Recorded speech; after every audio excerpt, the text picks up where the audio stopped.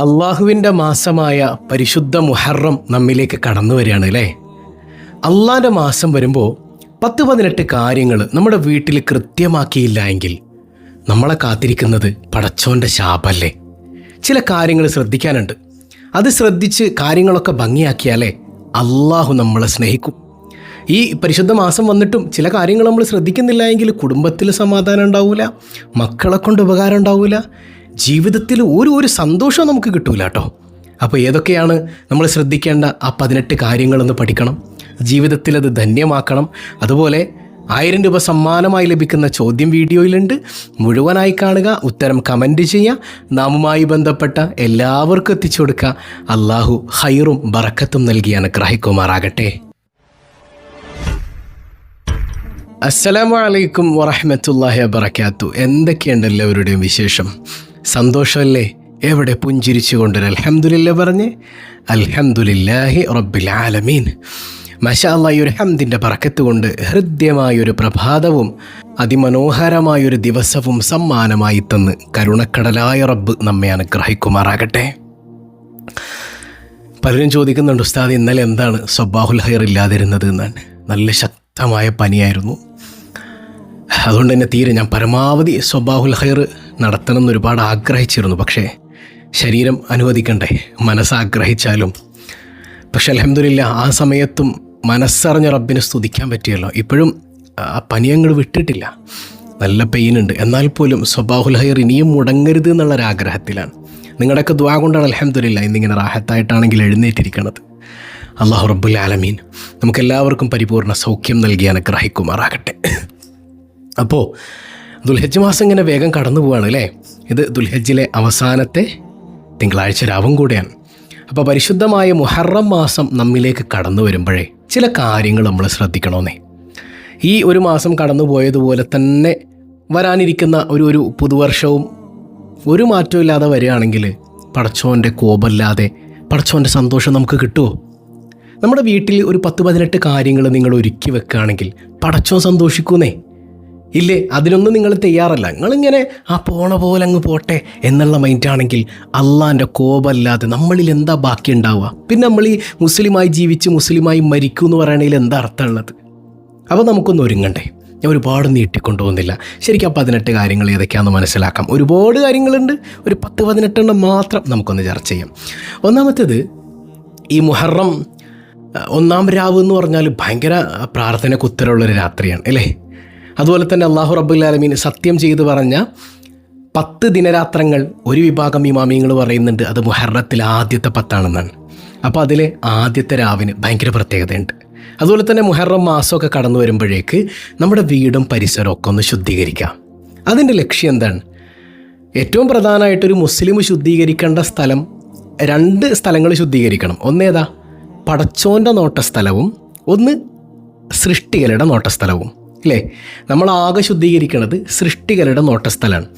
ഇപ്പോൾ നമ്മൾ ഒരു കല്യാണത്തിന് പോകുമ്പോൾ നല്ല മുഖമൊക്കെ മിനുക്കി നല്ല മഫ്തയൊക്കെ ഇട്ട് നല്ല ഡ്രസ്സൊക്കെ ധരിച്ച് ഏറ്റവും നല്ലത് ധരിച്ച് നമ്മൾ പോകും. യഥാർത്ഥത്തിൽ അത് ആരുടെ നോട്ടസ്ഥലമാണ്? അത് നാട്ടുകാരുടെ നോട്ടസ്ഥലമാണ്. നമ്മുടെ വീട് നല്ല ടൈലിട്ട് അല്ലെങ്കിൽ നമ്മുടെ വീടൊക്കെ ഭംഗിയാക്കി അല്ലെങ്കിൽ നമ്മുടെ കയ്യിലുള്ള പണം കൊണ്ട്, ചിലപ്പോൾ വീട്ടിൽ ടൈലൊന്നും ഉണ്ടാവില്ല, എന്നാലും നമ്മളെ കൊണ്ട് പറ്റണതുപോലെ നമ്മൾ അടിച്ച് ക്ലീനാക്കി വൃത്തിയാക്കി ഇടും. എന്തിനാണത്? അതാരുടെ നോട്ടസ്ഥലമാണ്? നാട്ടുകാരുടെ നോട്ടസ്ഥലമാണ്. അള്ളാൻ്റെ നോട്ടസ്ഥലം ഏതാ? കൽബാണ് അല്ലേ. ഈ കൽബ് വൃത്തിയാകണ്ടേ, കൽബ് ശുദ്ധിയാകണ്ടേ? അള്ളാൻ്റെ നോട്ടസ്ഥലം ശുദ്ധിയാകാതെ നാട്ടുകാരുടെ നോട്ടസ്ഥലം മാത്രം ശുദ്ധിയാക്കിയിട്ട് അതിലെന്ത് ഭംഗി നമുക്ക് നേടാൻ പറ്റുക? അപ്പോൾ യഥാർത്ഥത്തിൽ ഈ വീടും പരിസരമൊക്കെ ശുദ്ധിയാക്കുന്നതിലൂടെ നമുക്ക് കിട്ടുന്നൊരു സന്ദേശം, ഈ വീടും പരിസരമൊക്കെ ശുദ്ധിയാകുമ്പോൾ നിനക്ക് കിട്ടുന്നതൊരു സന്തോഷമുണ്ടല്ലോ, അതിലേറെ എത്രയോ വലുതാണ് നിൻ്റെ കൽബും ശുദ്ധിയായാൽ നിനക്ക് കിട്ടുക.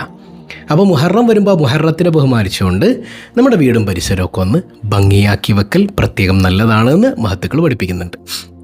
രണ്ടാമത്തെ ഒരു കാര്യം എന്ന് വെച്ചാൽ നമ്മുടെ വീട്ടിൽ എപ്പോഴും ഒരു ആത്മീയമായ ഒരു അന്തരീക്ഷം ഉണ്ടാകുക എന്നുള്ളതാണ്. ഒരു നല്ല ഗന്ധം വീട്ടിൽ നിന്ന് വരണം. അത് മലക്കുകളുടെ സാന്നിധ്യം ഉണ്ടാക്കും, ബറക്കത്തിറങ്ങാനൊക്കെ കാരണമാണ് എന്നാണ് അല്ലേ. ഇപ്പോൾ ഊദ്, ബഹൂർ അല്ലെങ്കിൽ ചന്ദനത്തിരി ആകട്ടെ, നമ്മുടെ വീടുകളിലൊക്കെ പഴയ കാലങ്ങളിൽ അതിങ്ങനെ മഗ്‌രിബിൻ്റെ നേരാകുമ്പോഴത്തേക്കും ദിക്റും സ്വലാത്തും ഈ ഒരു മണമൊക്കെ ഇങ്ങനെ വരുമ്പോൾ വല്ലാത്തൊരു അനുഭൂതി, ഒരു ആത്മീയ അന്തരീക്ഷം ഫീൽ ചെയ്യുമായിരുന്നു പണ്ടൊക്കെ. ഇതങ്ങനെയുള്ള മണങ്ങളുണ്ടോ? വേസ്റ്റിൻ്റെ ദുർഗന്ധം, ഭക്ഷണം കഴിച്ചതിൻ്റെ ഗന്ധം, അങ്ങനെ തിങ്ങി നിൽക്കുകയാണ്. നമുക്കൊന്ന് ഈ വീട്ടിൽ തങ്ങി നിൽക്കുന്ന വായു പോലും പുറത്തേക്ക് കളയാൻ നമ്മൾ മടിക്കുകയാണ്. അത്ര പോലും വാതിലോ ജനലോ തുറക്കാത്ത ഒരുപാട് ആളുകളുണ്ട്. ആവശ്യമില്ലാത്ത സമയത്തൊക്കെ തുറന്നിടും, ആവശ്യമുള്ളപ്പോഴൊന്നും തുറക്കൂല അല്ലേ. അപ്പോൾ നമ്മളൊരു പ്ലഡ്ജ് പോലെ മുഹറത്തിലൊക്കെ ആ മുഹറം വരുമ്പോഴേക്ക് ആ ഒരു വർഷം ഇങ്ങനെ വീട്ടിൽ മൊത്തം ഇടയ്ക്കിടെ സുഗന്ധമൊക്കെ ഒന്ന് പുകച്ച് നല്ല മണമുള്ള സ്ഥലത്ത്, നല്ല ഗന്ധമുള്ള സ്ഥലത്ത് മലക്കുകൾ തിങ്ങുന്നാൻ, അല്ലാതെ മോശം ദുർഗന്ധമാണ് വരുന്നതെങ്കിൽ അത് പിശാചിൻ്റെ താവളാക്കും. അപ്പോൾ മുഹറം ഒരു പുതുവർഷത്തെ സ്വീകരിച്ചുകൊണ്ട് നല്ല ഗന്ധങ്ങൾ വീട്ടിൽ നിറയട്ടെ. മൂന്നാമത്തേത് ഒരു പ്രതിജ്ഞയാണ്. നമ്മുടെ ഒരു പ്രവൃത്തിയുടെ ഭാഗം കൂടെയാണ് കേട്ടോ. നമ്മൾ വീടിൻ്റെ ഏതെങ്കിലുമൊക്കെ ഒരു ഭാഗത്ത് നിസ്കരിക്കാനായി ഒരു സ്ഥലം തയ്യാറാക്കാം കേട്ടോ, ഇബാദത്തുകൾക്കായിട്ടൊരു ഏരിയ. അപ്പോൾ വീട്ടിലെപ്പോഴും പ്രാർത്ഥനകൾ നടക്കുന്നു, നമുക്ക് തന്നെ ഒരു ഉറപ്പ് വരുത്താൻ ഇല്ലേ, ഒരു പ്രാർത്ഥനാ കോർണർ. ഒരുപാട് ഇപ്പോൾ പ്രാർത്ഥനയ്ക്ക് റൂം, നിസ്കാര ഹോളൊന്നും ഇല്ലെങ്കിലും നമ്മുടെ വീടിൻ്റെ ഏതെങ്കിലും ഒരു മൂല ഒരു മുസല്ല വിരിച്ചിട്ട് അവിടെ ഒന്ന് എപ്പോഴും ഒരു നിസ്കാരത്തിൻ്റെ അല്ലെങ്കിൽ ഇബാദത്തിൻ്റെ ഏരിയ ആക്കി മാറ്റാം. അപ്പോൾ വരുന്നൊരു വർഷം കണ്ടില്ല, അപ്പോൾ ആ ഏരിയ കാണുമ്പോൾ തന്നെ നിസ്കരിക്കണം അല്ലെങ്കിൽ ഇബാദത്ത് ചെയ്യണം എന്നൊരു തോന്നലുണ്ടാക്കാൻ അത് വളരെ നല്ലതാണെന്ന് മനസ്സിലായി. അതൊക്കെ ഒരു സൈക്കോളജിക്കൽ ട്രിക്ക് കൂടെയാണ്. അപ്പോൾ ഒരു പ്രാർത്ഥന ഏരിയ നമ്മുടെ വീടുകളിൽ ഉണ്ടാകൽ വളരെ നല്ലതാണ്. അപ്പോൾ അവിടെ ഇരുന്നിട്ട് യാസീനോദ, ഖുർആനോദ, അപ്പോൾ നമ്മൾ കുടുംബക്കാരൊത്തിരുന്ന് ഇബാദത്ത് ചെയ്യുക, നിസ്കരിക്കുക, അങ്ങനെ ഒരുപാട് നല്ല നല്ല കാര്യങ്ങൾക്ക് അങ്ങനെ ഒരു പ്രതിജ്ഞ വളരെ നല്ലതാണ്. ഇനി നാലാമത്തേത്, ചോദിക്കുന്നതെല്ലാം കിട്ടുന്ന പ്രാർത്ഥനാ സമയങ്ങളൊക്കെ മുഹറം മാസത്തിലുണ്ട്. അത് വരുന്ന ദിവസങ്ങളിലൊക്കെ നമുക്ക് പഠിക്കാം. അപ്പോൾ ഈ മാസത്തിൽ പ്രത്യേകം പ്രാർത്ഥനയ്ക്ക് ഉത്തരം കിട്ടുന്ന തരം ദുആകൾ, സമയങ്ങളൊക്കെ ഉണ്ടാവും. അപ്പോൾ അതൊക്കെ ശരിക്കും പഠിച്ച് ശ്രദ്ധിച്ച് വെക്കുക. അപ്പോൾ ഇനി വരുന്ന ദിവസങ്ങളിലൊക്കെ അതായിരിക്കും നമ്മുടെ സ്വബാഹുൽ ഖൈറിൽ ചർച്ച എന്ന് പറയുന്നത്. മുഹറം മാസത്തിലെ പ്രത്യേക പ്രാർത്ഥനകൾ ഏത് സമയത്ത് ചൊല്ലണം, എങ്ങനെ ചൊല്ലിയാലാണ് അതിൻ്റെ മഹത്വം ലഭിക്കുക, മനസ്സിലായോ? അപ്പോൾ ഇങ്ങനെയൊക്കെയുള്ള കാര്യങ്ങൾ വളരെയധികം ശ്രദ്ധിച്ച് നമ്മൾ ചെയ്യുകയാണെങ്കിൽ നമ്മുടെ ജീവിതം ഒരു കൊല്ലം വളരെയധികം മനോഹരമായി തീരും ഇല്ലേ. ഇനി മുഹറം മാസത്തിലെ ബിസ്മിയൊക്കെ വരാൻ കിടക്കാൻ മനോഹരമാക്കി നമുക്കത് കൊണ്ടുപോകണം. അള്ളാഹു റബ്ബുൽ ആലമീൻ തൗഫീക്ക് നൽകി അനുഗ്രഹിക്കുമാറാകട്ടെ. അതുപോലെ അഞ്ചാമത്തെ ഒരു കാര്യം എന്ന് പറഞ്ഞാൽ തൗബയാണ്.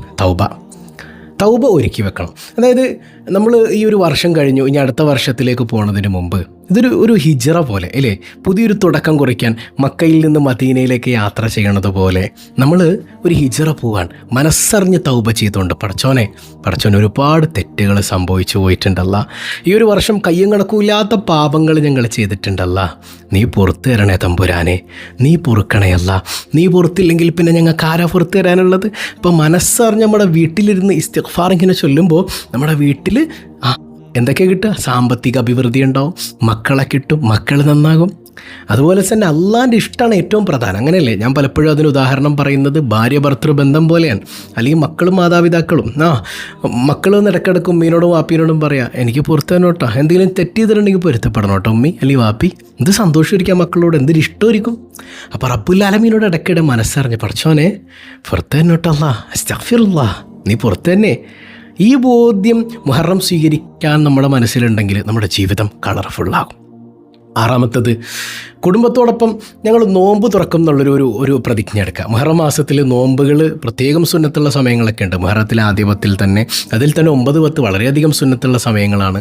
അപ്പോൾ അത് ഒരു നേരത്തെ സമയം നമ്മൾ പ്ലാൻ ചെയ്യുക, ഒരുമിച്ചിരുന്ന് നോമ്പ് തുറക്കും. അപ്പോൾ അതിൻ്റെ ഒരു സന്തോഷവും ഒരു ബറക്കത്തും ഒരുമിച്ചിരുന്നുള്ള നോമ്പ് തുറയും ദുആയും അതൊക്കെ നേരത്തെ കൂട്ടി പ്ലാൻ ചെയ്ത് അള്ളാഹുവിന് വേണ്ടി അതൊക്കെ ഒന്ന് നെയ്യത്താക്കുക. അത് വളരെയധികം പുണ്യമുള്ള കാര്യമാക്കി ഇമാമിങ്ങൾ പറയുന്നുണ്ട്. ഇനി ഏഴാമത്തേത്, വീട്ടിൽ നിന്നും തുടങ്ങുന്നൊരു ദാനം, ഒരു സ്വതക്ക. നമ്മുടെ വീട്ടിലേക്ക് ഐശ്വര്യം തേടി വരണത് കാരണം ഇപ്പോൾ പടച്ചോനെ പരിശുദ്ധമായ മുഹറം വരുമ്പോൾ ഞങ്ങളുടെ വീട്ടിൽ നീ സമാധാനം തരണയല്ല ഇല്ലേ. അതിനിപ്പോൾ ഒരുപാട് പൈസയൊന്നും ചിലവാക്കണമെന്നില്ല. നമ്മുടെ വീട്ടിൻ്റെ പുറത്ത് ഇച്ചിരി വെള്ളം എടുത്തു വെച്ചാൽ ഇപ്പോൾ ഇച്ചിരി മഴയൊക്കെ കിട്ടുന്നുണ്ട് അല്ലേ, ഇത്തിരി വെള്ളം എടുത്തു വെച്ചാൽ ഏതെങ്കിലും ഒരു മൃഗം വന്ന് കുടിച്ചാൽ മതി. അൽഹംദുലില്ലാ ഒരു നായ കുടിച്ചാൽ മതിയല്ലോ. നമുക്ക് അള്ളാഹുവിങ്കിൽ കിട്ടുന്ന സ്വീകാര്യത എത്രയാണ് ഇല്ലേ, എത്ര വലിയ സ്വീകാര്യതയാണ്. അല്ലെങ്കിൽ നിങ്ങൾ ഇത്തിരി പഞ്ചസാര എടുത്തിട്ട് ഉറുമ്പ് വന്നത് കഴിച്ചു നോക്കുക, എത്ര വലിയ സ്വതക്കാണത്, ചെറിയ കാര്യമല്ലത്. അള്ളാഹുവിങ്കിൽ എത്രയോ വലിയ മഹത്വമാണ് അതിനുള്ളത്. അതുപോലെ പാവപ്പെട്ട മനുഷ്യരെ സഹായിക്കുക. ഇപ്പോൾ നമ്മുടെ റിലീഫ് പദ്ധതിയിലേക്ക് പലരും ഹദിയ ചെയ്യുന്നുണ്ടല്ലോ. കഴിയുന്നവരൊക്കെ അത് ഹദിയ ചെയ്യുക ഉസ്താദിന് വേണ്ടിയിട്ട്. അങ്ങനെ തുടങ്ങി പലരും പല മേഖലയിൽ നമ്മളെ കൊണ്ട് കഴിയുന്നത് പോലെ അള്ളാഹ്ക്ക് വേണ്ടി ഒരു നെയ്യത്ത് പടച്ചോനെ ഈ വരുന്ന വർഷം ഞങ്ങൾക്ക് അനുകൂലാക്കി തരണയല്ല, ആ ബോധ്യത്തിൽ ഹദിയ ചെയ്യാം. അള്ളാഹു കബൂൽ ചെയ്യുമാറാകട്ടെ. എട്ടാമത്തേത് വിശുദ്ധ ഖുർആൻ പാരായണം വർദ്ധിപ്പിക്കുക എന്നുള്ളതാണ് അല്ലേ. അപ്പോൾ നമ്മൾ ഈ മൊബൈൽ ഫോൺ ഉപയോഗമൊക്കെ ഒന്ന് കുറച്ചിട്ട് കുറച്ച് നേരം എന്ത് ചെയ്യുക, ഒരുമിച്ചിരുന്ന് ഖുർആൻ ഓതാം. നമ്മൾ ഇശാ മഗ്‌രിബിൻ്റെ ഇടയിൽ യാസീനാന്ന് ഓതണമെങ്കിലും ഖുർആൻ എടുത്ത് കയ്യിൽ പിടിച്ചിട്ട് എല്ലാവരും ഒരുമിച്ച് ഖുർആൻ നോക്കി തന്നെ യാസീൻ വൽ ഖുർആനിൽ ഹക്കീം അല്പം ഉറക്കെ വീട്ടിലെ പുരുഷൻ എന്ത് ചെയ്യത്തിന് ഉറക്കെ ഓതുക. എന്നിട്ട് ഇങ്ങനെ അതെല്ലാവരും കേട്ട് വളരെ മനോഹരമായി ഒരുമിച്ച് ഖുർആൻ പാരായണം ചെയ്യുക. അതൊരു വല്ലാത്ത ബർക്കത്ത് തന്നെയാണ്. ആ വീട്ടിലേക്ക് പടച്ചോൻ ഇങ്ങനെ റഹ്മത്തിൻ്റെ നോട്ടം നോക്കൂലേ. ഒന്ന് ചിന്തിച്ചു നോക്കി നിങ്ങൾ. പഴയ കാലത്തൊക്കെ ബറക്കത്തുണ്ടായത് അതുകൊണ്ടാണ്, ഈ ആത്മീയതയൊക്കെ നിലനിന്നിരുന്നത് കൊണ്ടാണ്. ഇതൊക്കെ നഷ്ടപ്പെട്ടെടുത്ത് നിന്ന് നമുക്ക് ബിദ്അത്ത് പുത്തൻ ആചാരങ്ങളും ഈമാനില്ലയ്മയും യുക്തിവാദവും ഒക്കെ കടന്നു വരാൻ തുടങ്ങിയിട്ടുണ്ട്. അള്ളാഹു കാത്ത് രക്ഷിക്കുമാറാകട്ടെ. ഒമ്പതാമത്തേത് അള്ളാഹുവിന് ഏറ്റവും ഇഷ്ടമുള്ളൊരു സദസ്സാണ് ഇൽമിൻ്റെ മജ്ലിസ് വീട്ടിലുണ്ടാക്കാം. അതിനിപ്പോൾ എന്താ ചെയ്യണമെന്ന് വെച്ചാൽ നമ്മൾ ഒരുമിച്ചിരുന്ന് ഭക്ഷണമൊക്കെ കഴിക്കുമ്പോൾ അപ്പോൾ ചിലർ ഉസ്താദെ ഭക്ഷണം കഴിക്കുമ്പോൾ മിണ്ടാൻ പാടില്ലല്ലോ, അത് തെറ്റിദ്ധാരണയാണ്, അത് അറിവില്ലാത്തൊരു കാര്യമാണ്. ഭക്ഷണം കഴിക്കുമ്പോൾ നല്ലത് സംസാരിക്കണമെന്നാണ് റസൂലുള്ളാഹി പഠിപ്പിച്ചിട്ടുള്ളത്, മിണ്ടാതിരിക്കണം എന്നല്ല കേട്ടോ. പിന്നെ എന്താ പറഞ്ഞത്, ഭക്ഷണം വായയിൽ വെച്ചുകൊണ്ട് സംസാരിക്കരുത്. ഭക്ഷണം വായിൽ വെച്ചിട്ട് അങ്ങനെ സംസാരിക്കരുത്. അങ്ങനെയൊന്നും സംസാരിക്കരുത്. ഇറക്കിയിട്ട് ഭക്ഷണം കഴിക്കണതിൻ്റെ ഇടയിൽ സംസാരിക്കണം. നല്ലത് സംസാരിച്ചോ അല്ലേ. നിങ്ങൾ മൃഗങ്ങളെപ്പോലെ കഴിക്കരുത് എന്നാണ്. മൃഗങ്ങളെങ്ങനെയാണ്, അത് തിന്നണത് പോലെ വെറുതെ അങ്ങനെ കഴിക്കൽ മാത്രം, ഒരു വർത്താനം പറയണ്ടോ, ഇല്ലല്ലോ. നല്ലത് പറയണം. അല്ലാതെ സിനിമാ കഥയും അല്ലാണ്ട് ടി വിയിൽ നോക്കിയിരുന്നല്ല ഭക്ഷണം കഴിക്കേണ്ടത്. അതിനിടയിൽ നല്ല ചരിത്രങ്ങൾ പറയാം, ഇൽമിൻ്റെ കാര്യങ്ങൾ പറയാം. ഇന്ന് സ്വഭാവ ലഹരിയിൽ പഠിച്ചത് ഭാര്യ ഭർത്താക്കന്മാർ പരസ്പരം പങ്കുവെക്കുക, മക്കളത് കേൾക്കട്ടെ, മുഹറം മാസത്തിൻ്റെ ചരിത്രങ്ങൾ പറഞ്ഞു കൊടുക്കുക ഇല്ലേ. അങ്ങനെയുള്ള കാര്യങ്ങളൊക്കെ ചെയ്താൽ പ്രത്യേകം അള്ളാഹുവിൻ്റെ ഒരു ബറക്കത്ത് ഇല്ലേ. അമ്പിയാക്കളുടെ ചരിത്രങ്ങൾ പറയുന്നിടത്ത് അള്ളാഹിൻ്റെ ബറക്കത്തിറങ്ങും ഇല്ലേ. ദിക്റുൽ അംബിയാഇ ഇബാദ വ ദിക്റു സ്വാലിഹീന കഫാറ. അമ്പിയാക്കളുടെ മഹത്വം പറയുന്നിടത്ത് അത് ആരാധനയാണ്, സ്വാലിഹീങ്ങളുടെ മഹത്വം നമ്മുടെ പാപങ്ങൾ പൊറുപ്പിക്കുന്ന ഏറ്റവും മനോഹരമായ കാര്യമാണെന്നാണ്. അപ്പോൾ അതൊക്കെ ചെയ്യുക. പത്താമത്തേത് നാവുകളെ സൂക്ഷിക്കുക എന്നുള്ളതാണ്. യാ അല്ലാഹ്, ഈ വഴക്കും ദേഷ്യമൊക്കെ ഒഴിവാക്കി ദേഷ്യം വരുമ്പോൾ നാവിനെ കടിഞ്ഞാനിട്ട് പിടിക്കുക. പരസ്പരം ചീത്ത വിളിക്കരുത് അല്ലേ. പ്രത്യേകിച്ച് അള്ളാഹ് ബഹുമാനിച്ചൊരു മാസം വരുമ്പോൾ ആ മാസത്തെ ബഹുമാനിച്ചുകൊണ്ട് നമ്മുടെ നാവിനെ കടിഞ്ഞാനിട്ടില്ലെങ്കിൽ ഏറ്റവും വലിയ അദാബ് എന്താണെന്നറിയോ. ഏറ്റവും വലിയ അദാബ് നമ്മളെ അള്ളാഹുവിൻ്റെ ശാപത്തിന് നമ്മൾ പെട്ടിട്ടുണ്ട് എന്നുള്ളതിൻ്റെ ഏറ്റവും വലിയ അടയാളം അള്ളാഹ് ബഹുമാനിച്ച സമയത്തെ ആദരിക്കാൻ കഴിയാതെ പോകലാണ്. അള്ളാഹ് ബഹുമാനിച്ച് ഈ മാസത്തെ ഒന്നും നമുക്ക് ആദരിക്കാൻ പറ്റുന്നില്ലേ, നമ്മൾ ഭയങ്കര ഡേഞ്ചർ സോണിലാണ്. അള്ളാഹു കാത്തിരക്ഷിക്കട്ടെ. അപ്പം നാവ് കൊണ്ട് നല്ലത് മാത്രം പറയാം, മനസ്സിലായോ. നല്ലത് സ്നേഹത്തോടെ സംസാരിക്കുമ്പോൾ ഇപ്പോൾ ഭാര്യയും ഭർത്താവും ഈ പരിശുദ്ധ മാസമൊക്കെ വരുമ്പോൾ നിങ്ങൾ മുഖത്തോട് മുഖം നോക്കിയിരുന്ന റൊമാൻറ്റിക് സെൻസിൽ സ്നേഹത്തോടെ അള്ളാഹ്ക്ക് വേണ്ടി സംസാരിക്കുമ്പോൾ പടച്ചവൻ്റെ കാരുണ്യം അവിടെ പെയ്തിറങ്ങുമെന്ന് സയ്യിദുനാ റസൂലുള്ളാഹി സ്വല്ലല്ലാഹു അലൈഹി വസല്ലം. 11ാമത്തേത് പ്രധാനമാണ്, കുടുംബ ബന്ധങ്ങളെ ഊട്ടിയുറപ്പിക്കലാണല്ലേ. അപ്പോൾ ബന്ധം ചേർക്കുന്നവർക്ക് ആയുസ്സിലും സമ്പത്തിലൊക്കെ ബർക്കത്തുണ്ടാവുമെന്ന് മുത്തുനബി പഠിപ്പിച്ചതാണ് സല്ലല്ലാഹു അലൈഹി വസല്ലം. ഇപ്പം പിണങ്ങി നിൽക്കുകയാണ്, ഈ കൊല്ലം നിങ്ങൾ പിണങ്ങി, ഇതേപോലെ തന്നെ അടുത്ത കൊല്ലം പോയാൽ ആ കൊല്ലത്തിൽ നിങ്ങൾക്ക് ബർക്കത്തുണ്ടാവില്ല കേട്ടോ. നിങ്ങൾ എന്തോരം നിസ്കരിച്ചാലും നോമ്പ് പിടിച്ചാലും ഒരു ബർക്കത്തും അതിൽ കിട്ടാനില്ല. ഇപ്പം ബന്ധങ്ങളൊക്കെ ഇണക്കുക. ഞാൻ എപ്പോഴും പറയുന്ന പോലെ അവർ മിണ്ടോ മിണ്ടാതിരിക്കോ ചെയ്യട്ടെ, നിങ്ങൾ സലാം പറയാം, മനസ്സിലായി. നിങ്ങൾ സലാം പറയാം, അവർ സലാം മടക്കോ മടക്കാതിരിക്കുക ചെയ്യട്ടെ. നിങ്ങൾ അള്ളാഹ്ക്ക് വേണ്ടിയിട്ടല്ലേ പറയുന്നത്. അള്ളാഹു അങ്ങനെയുള്ളവരിൽ ഉൾപ്പെടുത്തട്ടെ. 12ാമത്തേത് സുബഹിക്ക് ശേഷമുള്ള സമയം ഏറ്റവും കൂടുതൽ ബറക്കത്തിറങ്ങുന്ന സമയമാണ്. അപ്പോൾ ആ സമയത്തെ ബറക്കത്ത് നേടിയെടുക്കാൻ പരിശ്രമിക്കുക. അതിന് ഏറ്റവും നല്ലൊരു സമയമാണ് നമ്മൾ ഈ സ്വഭാവുൽ ഹൈറിലിരിക്കുന്നത് അല്ലേ. അപ്പോൾ ഉറപ്പിക്കുക, ഞാൻ ഇനി സ്വഭാവുൽ ഹൈർ മുടക്കൂല, സുബഹി കഴിഞ്ഞിട്ട് കിടന്നുറങ്ങൂല. അപ്പോൾ പ്രാർത്ഥനകളിലും ദിക്റിലും ഒക്കെ ഒഴുകിയിട്ട് സൂര്യൻ ഉദിക്കുന്നത് വരെ. കാരണം അള്ളാഹു ബറക്കത്ത് ഇറക്കണ സമയത്ത് നമ്മൾ കിടന്നുറങ്ങിയാൽ നമ്മുടെ വീട്ടിൽ ബറക്കത്ത് കിട്ടാണ്ട് പോകും. ദാരിദ്ര്യം, മനസ്സിങ്ങനെ ഇടുങ്ങുന്നു. ഏറ്റവും പ്രശ്നം നമ്മൾ കാണും ദാരിദ്ര്യം എന്ന് പറഞ്ഞാൽ പട്ടിണി വരെ മാത്രമൊന്നുമല്ല, മനസ്സിടുങ്ങിപ്പോകും, സമാധാനം ഉണ്ടാവില്ല. കാണുമ്പോൾ വലിയ കോടീശ്വരനൊക്കെ ആയിരിക്കും, സമാധാനം കിട്ടൂല. സുബഹി കഴിഞ്ഞിട്ട് ഉറങ്ങരുത്. ഓക്കെ. 13ാമത്തേത് നമ്മളൊരു നല്ല സ്വഭാവം തുടങ്ങലാണ്. നമ്മൾ എന്ത് ചെയ്യാന്ന് വെച്ചാൽ ഒരു ഡയറി എടുക്കുക. ഇന്നൊരു ഡയറി എടുത്തിട്ട് നമ്മളിങ്ങനെ ഈ മുഹറത്തിൽ ഞാൻ ഉസ്താദ് പറഞ്ഞ ഇന്നാലിൻ്റെ കാര്യങ്ങളൊക്കെ ചെയ്യും, അത് കുറിച്ച് വെക്കുക. എന്നിട്ട് അതിങ്ങനെ നോക്കി ഓരോ ദിവസവും ഇന്നാലിൻ്റെ കാര്യങ്ങൾ ചെയ്തു, ഇന്നത് ചെയ്യാൻ പറ്റിയില്ല, അടുത്ത ദിവസം ചെയ്യും. ഇങ്ങനെ ഒരു ഡയറി കൃത്യമായിട്ട് നിങ്ങൾ കൊണ്ടുപോകുക. ഞാൻ അങ്ങനെ ഡയറി തയ്യാറാക്കും എന്ന് ഉറപ്പുള്ളവരൊക്കെ ഒന്ന് കൈപ്പൊക്കി. വേറൊന്നുമില്ല, ഞാൻ ഉസ്താദ് പറഞ്ഞ ഇന്നാലിൻ്റെ കാര്യങ്ങൾ ഒരു നമ്പർ ഇടാം. ഈ വീഡിയോ ഒന്നും കൂടെ കേട്ടോ, നിങ്ങൾ നമ്പർ ഇട്ടിട്ട് ഓരോന്നോരോന്ന് ഇങ്ങനെ എഴുതിയെടുക്കുക. എന്നിട്ട് ഇന്നാലിൻ്റെത് ഓരോ ദിവസവും ഇന്നത് ചെയ്തു, അൽഹംദുലില്ലാ എന്ന് എഴുതുക. രണ്ടാമത്തെ ചെയ്യാൻ പറ്റിയില്ല, അസ്തഗ്ഫിറുല്ലാ, നാളെ ഞാൻ ചെയ്യും ഇൻഷാ അല്ലാ, മൂന്നാമത്തത് ചെയ്തു അൽഹംദുലില്ലാ. കണ്ടോ, അങ്ങനെ ഓരോ ദിവസവും നിങ്ങളൊന്ന് പ്രാക്ടീസ് ചെയ്ത് നോക്കിയേ. ഒരു 41 ദിവസം ആകുമ്പോഴേക്ക് നിങ്ങളുടെ ജീവിതത്തിൽ വലിയ മാറ്റം അള്ളാഹു കൊണ്ടുവന്ന് തരും. നിങ്ങൾ വല്ലാതെ മാറും. നിങ്ങളുടെ മനസ്സിലെ മടിയും ടെൻഷനും ഒക്കെ മാറിപ്പോകും. ജീവിതത്തിൽ അത് പ്രാക്ടീസ് ചെയ്യാൻ അള്ളാഹു തൗഫീക്ക് നൽകട്ടെ. 14-ാമത്തേത്, നമ്മുടെ വീട്ടിലെ പ്രായമുള്ള ആളുകളുടെ തൃപ്തിയും ദുആയൊക്കെ വാങ്ങുക എന്നുള്ളതാണ്. പ്രത്യേകിച്ച് വാപ്പായും ഉമ്മായും ഒക്കെ ഉണ്ടെങ്കിൽ അവരുടെ അടുക്കൽ ചെന്നിട്ട് എന്ത് ചെയ്യുക, അവരുടെ ആഗ്രഹങ്ങളൊക്കെ ഒന്ന് നിറവേറ്റി കൊടുത്ത് അവർക്ക് വേണ്ട സാധനങ്ങളൊക്കെ വാങ്ങി കൊടുത്തിട്ട് ദ്വാരക്കണോട്ടാ അബ്ഷി, ദ്വാരക്കണോട്ടോ ഉമ്മച്ചി, ഒന്ന് ദ്വാരപ്പിക്കുക. അവരുടെ ദുആയോടുകൂടെ നമ്മൾ ഈ മാസത്തേക്ക് വരവേൽക്കുമ്പോൾ അള്ളാഹുവിൻ്റെ ഭാഗത്തുനിന്ന് വല്ലാത്തൊരു സ്വീകാര്യത നമുക്ക് കിട്ടും എന്നുള്ളതാണ്. 15-ാമത്തേത്, ഈ അനാഥരും പാവപ്പെട്ടവരായ കുട്ടികളെയൊക്കെ ഒന്ന് സന്തോഷിപ്പിക്കുക. മുഹറം 10 പ്രത്യേകിച്ച് അനാഥകളുടെ തലയിൽ കൈവെക്കുന്നതിൻ്റെയും അവരെ സഹായിക്കുന്നതിൻ്റെയൊക്കെ മഹത്വം ഭയങ്കര വലുതാണ്. പ്രത്യേകിച്ച് മുഹറം 10 മനസ്സിലായോ? അനാഥരായ ആളുകളെ ചേർത്ത് പിടിക്കുക. അവരെ തലയിലൊന്ന് തലോടുമ്പോൾ അള്ളാൻ്റെ ഒരു ഇഷ്ടമാണ് നമുക്ക് കിട്ടണത്. നമ്മുടെ മനസ്സ് അള്ളാഹുവിലേക്ക് അടുക്കും, ദിക്റുല്ലാഹിലേക്ക് അടുക്കും എന്നാണ്. സുബ്ഹാനല്ലാഹ്. അപ്പോൾ അള്ളാഹുവിൻ്റെ പ്രത്യേകമായൊരു നോട്ടം കിട്ടാൻ പാവപ്പെട്ടവരെ, അനാഥരെ കൂടുതൽ ഈ മാസത്തിൽ പരിഗണിച്ചാൽ വരുന്നൊരു വർഷം നമുക്ക് ഏറ്റവും മനോഹരമായി തീരും. 16-ാമത്തേത്, നാവിനെ നനവുള്ളതാക്കുക തസ്ബീഹ് കൊണ്ട്. ദിക്റുല്ലാഹി മിഫ്താഹുൻ, ഉറക്കെ പാടാൻ പറ്റണില്ല, ഏതായാലും ദിക്റുല്ലാ, നാവിനെ നനവുള്ളത്. അപ്പോൾ ജോലി ചെയ്യുന്ന സമയത്തും എപ്പോഴും എന്തെങ്കിലുമൊക്കെ ഒരു ദിക്കർ, ഏതെങ്കിലും ഒരു ദിക്കറിൽ നമ്മൾ ഉറപ്പിക്കുക. ഒരു വിറുത, എല്ലാ ദിക്കറും ഇങ്ങനെ ഇടയ്ക്കിടയ്ക്ക് ഓരോ ദിക്കറുകൾ നമ്മൾ ഡെയിലി പഠിക്കുന്ന ചൊല്ലുന്നതോടൊപ്പം ഡെയിലി പതിവാക്കാൻ പറ്റിയൊരു ദിക്കർ, ഒരു വിറുത്, ഏതെങ്കിലും ഒരു സ്വലാത്ത്. ഇപ്പോൾ ചിലപ്പോൾ സ്വലാത്തുൽ ഫാത്തിഹ ആയിരിക്കും. ഓക്കെ, ഡെയിലി സ്വലാത്തുൽ ഫാത്തിഹ് ഒരു 11 ഞാൻ മുടക്കൂല, അങ്ങനെ പ്രതിജ്ഞ എടുത്തിട്ട് ഡെയിലി ചൊല്ലുക. ബാക്കി ദിക്റുകളൊക്കെ നിങ്ങൾ സമയം പോലെ ചൊല്ലിക്കോ. ഒരു വിറുത്, നമ്മുടെ വിറുത്, അതുകൊണ്ട് നമ്മൾ രക്ഷപ്പെടും. ഏതെങ്കിലും ഒരെണ്ണം നമ്മുടേതായിട്ട് നമ്മൾ ഏറ്റെടുക്കണം. അത് ഇത്ര എണ്ണം, ഇല്ല എനിക്ക് 33 പറ്റും, എനിക്ക് 101 പറ്റും, ഓക്കെ, എന്തോ ആയിക്കോട്ടെ, അല്ലെങ്കിൽ ഒരു സൂറത്ത്, അല്ലെങ്കിൽ ഒരു ആയത്ത്, എന്തോ ആയിക്കോട്ടെ, നിങ്ങൾക്കൊരു വിറുത് ഡെയിലി ഇത്ര പതിവാക്കാൻ പറ്റും എന്നുള്ളത് ഉറപ്പിച്ചിട്ട് ഡെയിലി അതിങ്ങനെ പതിവാക്കുക. 17-ാമത്തേത്, നമ്മുടെ കുടുംബത്തിലോ നമ്മുടെ അയൽപക്കത്തുള്ള രോഗികളെയൊക്കെ ഒന്ന് കാണുക എന്നുള്ളതാണ്. നമ്മൾ രോഗികളെ കാണാൻ ഇറങ്ങിയാൽ 70,000 മലക്കുകൾ നമ്മുടെ പിന്നാലെ കൂടിയിട്ട് നമുക്ക് വേണ്ടി ദ്വാരക്കുന്നതാണ്. മനസ്സിലായി? അപ്പോൾ നമ്മുടെ മനസ്സിൽ നെയ്യത്തുണ്ടാകണം. പടച്ചോനെ, ഞാൻ ഈ രോഗീ സന്ദർശനത്തിന് പോണത് നിൻ്റെ നോട്ടം കിട്ടാൻ, വരാനിരിക്കുന്നൊരു വർഷം മനോഹരമാകാനൊക്കെയാണ്. അപ്പോൾ മലക്കുകൾ നമ്മുടെ ആഗ്രഹം നിറവേറാൻ വേണ്ടി അള്ളാനോട് ദ്വാരക്കുന്നേ. 70,000 മലക്കുകളുടെ പ്രാർത്ഥന നമുക്ക് കിട്ടണത്. ഒന്ന് അയൽവക്കത്തുള്ള രോഗീനെ പോയി കണ്ടാൽ മതി. മനസ്സിലായോ? അപ്പോൾ അത് മുടക്കാതെ ചെയ്യുക. 18-ാമത്തേത്, ഭക്ഷണത്തിൽ ബറക്കത്തുണ്ടാകാൻ വേണ്ടി നന്ദിയുള്ളവരാ. ഭക്ഷണം കഴിച്ചിട്ട് അൽഹംദുലില്ലാ എന്ന് പറയുക. അതുമാത്രമല്ല, ഭക്ഷണം പാചകം ചെയ്യുമ്പോഴാകട്ടെ കഴിക്കുമ്പോഴാകട്ടെ അതിനോട് കാണിക്കേണ്ട ഒരു മര്യാദയുണ്ട്. ഭക്ഷണം അങ്ങനെ വലിച്ചെറിഞ്ഞിട്ട്, അല്ലെങ്കിൽ ഭക്ഷണം നേരത്തെ കൊണ്ടുവന്ന് വിളമ്പിയിട്ട് അതവിടെ ഇരിക്കുക, അങ്ങനെയൊന്നും ചെയ്യരുത്. നമ്മൾ ഇരുന്നിട്ടേ ഭക്ഷണം വിളമ്പാൻ പാടുള്ളൂ. അത് ഭക്ഷണത്തോടുള്ള മര്യാദയാണ്. മനസ്സിലായോ? കുട്ടികളാണെങ്കിലും ചെറുപ്പം മുതലേ അതപോടുകൂടെ ഭക്ഷണം ഒരു അതപോടുകൂടെ മര്യാദയോടുകൂടെ കഴിക്കാൻ പഠിപ്പിക്കുക. താഴെ വീണാൽ എടുത്ത് അതങ്ങനെ കളഞ്ഞേക്ക് എന്നല്ല, അതെടുത്ത് കഴിക്കാൻ പഠിപ്പിക്കുക. അങ്ങനെ ഭക്ഷണത്തോടുള്ളൊരു ആദരവ് നിലനിർത്തിക്കൊണ്ട് തന്നെ നമ്മുടെ കുഞ്ഞുങ്ങളെ ശീലിപ്പിക്കുക.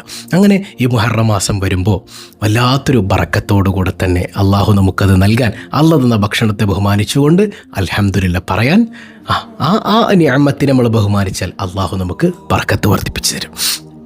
മനസ്സിലായി? അങ്ങനെ ഒരുപാട് മഹത്വങ്ങളുണ്ട്. അപ്പോൾ ഈ 10-18 കാര്യങ്ങൾ മാത്രമെങ്കിലും നിങ്ങളുടെ ലൈഫിൽ നിങ്ങളൊന്ന് അപ്ലൈ ചെയ്ത് നോക്കുക. അപ്പോൾ ഇന്ന് മുതൽ ഇതൊന്ന് പാലിച്ചിട്ട് വരുന്ന മുഹറം മാസത്തെ സ്വാഗതം ചെയ്യുക. അള്ളാഹു റബ്ബുൽ ആലമീൻ തൗഫീഖ് നൽകി അനുഗ്രഹിക്കുമാറാകട്ടെ.